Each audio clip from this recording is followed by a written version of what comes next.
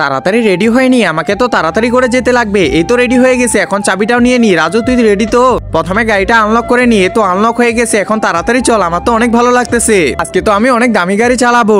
আমি গডের কাছে প্রার্থনা করি। আরে রাজু তুই কি করতেছিস? তুই তো হেলমেট পরে আসিস, তোর আমার প্রতি বিশ্বাসই নাই, আমি চালাবোই না। আরে মা দাঁড়াও দাঁড়াও, আমার বিশ্বাস আছে তো, চলো। আরে না না, তোর তো বিশ্বাস নাই। আরে আসো বলতেছি।